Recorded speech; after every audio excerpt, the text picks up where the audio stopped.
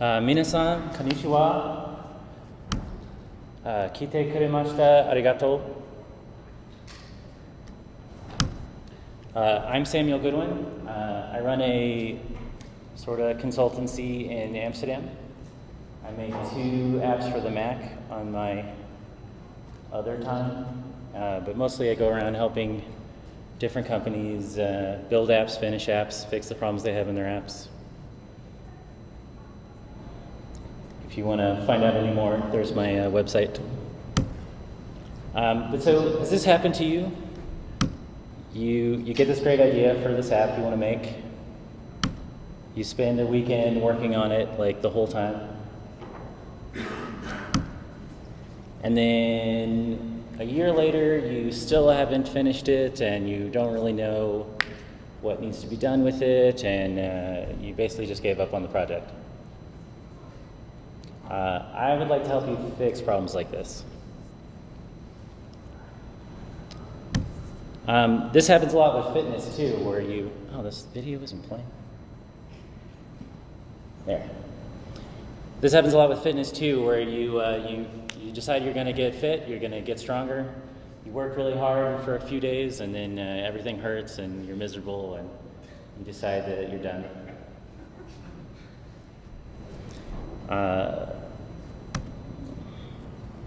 So this is how I used to look. I was fairly weak, generally unfit. I didn't think exercise worked for me. I didn't do any when they told me to. I did the bare minimum at all times because I figured, what's the point? This isn't going to work. But me now, I've gained like 40 pounds since this picture, and most of that's muscle. So here's how I finally fixed it. I went to a trainer for a month and learned how to actually exercise. Pull-ups. My entire life, I could never do 1 pull-up on a good day, even if I cheated a little bit. Now I can do like 30. So the trainer explained to me there's a process to it. You can start with things like just doing what they call the negatives. So either you jump up or step up onto something so that you can get to where the bar is up here, where it would be if you did do a pull-up, and then just slowly lower yourself down as slow as you can.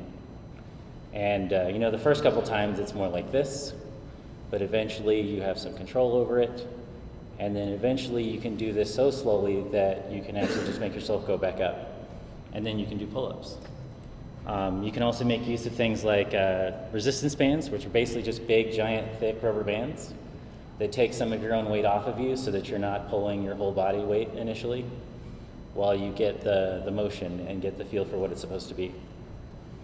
But if you work through this process, you can eventually do them, and I'm pretty confident that anybody who doesn't have some sort of like permanent physical disability could get to do a pull-up.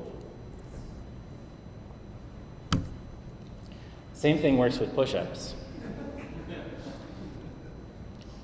A lot of people can't do push-ups or struggle with them a lot, and so you can do the same sort of thing to step it down to make it a little bit easier to do.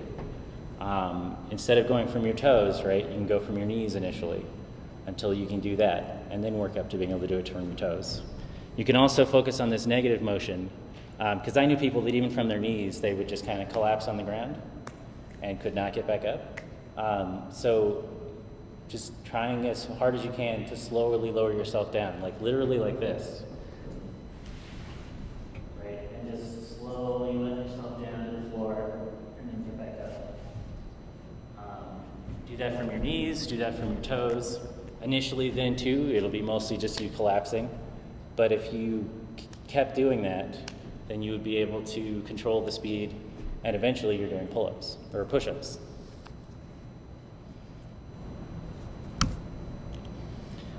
Sometimes the progress between milestones is not visible.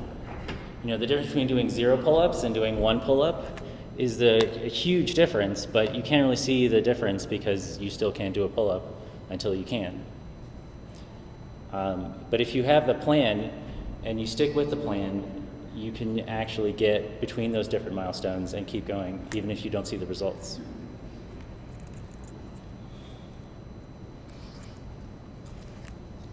Sorry, it's very dry here.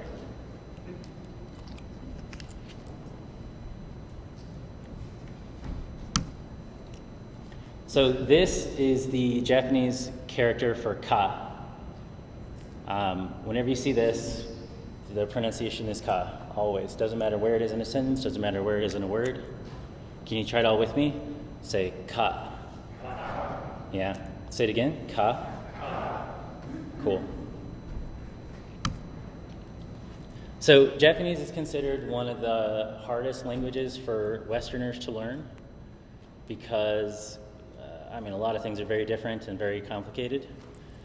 To start with, you have the letters, right? We don't use the same letters like you would in Spanish or French or something, so you first have to learn that. So first you have hiragana, where there are 46 characters to learn. And then you have katakana, where there's another 46 characters to learn. And then you have kanji, where there's several thousand, potentially. There's a list that they put together of the most commonly used kanji in Japan, and that's still about 2,500 kanji to learn. It's hard. So this, who remembers what this is? Yeah, say it louder. Right? Everybody who forgot, now you see it again. This is ka. Good work, I'm so proud. So this seems like intimidating, right? There's a shitload of characters, there's a lot to remember, there's a lot to learn. Some of them have a whole lot of detail in a tiny space. But learning to recognize arbitrary shapes and symbols is a thing we've already done. We're pretty good at it. We learn new ones all the time, and it's fine. I'm pretty sure everyone in the room knows what all of these mean. Is anybody not sure about one? It's fine if you are. Which one are you not sure about? Bottom right? That's Adidas. Their logo, right? So when you see these, you know what they mean, right? You know what they're trying to say when you see these symbols. Same kind of thing.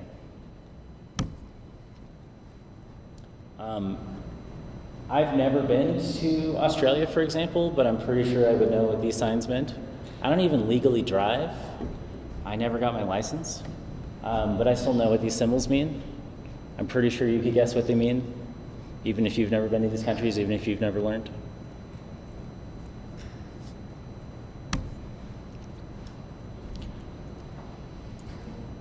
One thing you could do to make this a lot easier is to consistently practice, right? You can either get some actual flashcards, or a lot of apps do flashcards. I have an app that does it on my phone. And even if you spent 5 minutes every day just flipping through some flashcards, if you did that every day, it would make a huge difference.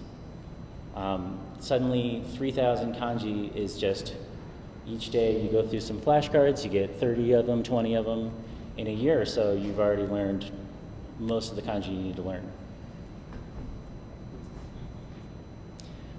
One thing to watch out for, though, the consistency part is important here, because if you only spend, if you go on Saturday and spend 3 hours practicing this, and then the rest of the week you don't touch it, then that's going to hurt you a lot more than if you only spent 5 minutes every day. Like, it doesn't seem like much time, but it's worth way more than some kind of marathon session once a week or once a month. So, who remembers what this is? Yeah, say it louder. Yeah, great. I think more people said it that time than the first time. Good work. So you've already learned one letter, and now you just have like several thousand more to learn. No big deal.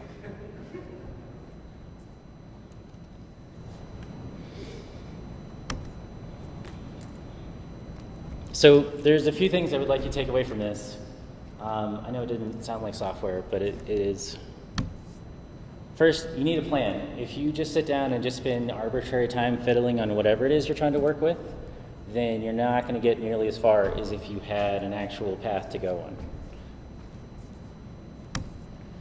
Second, if you need help finding that path, then get someone who does.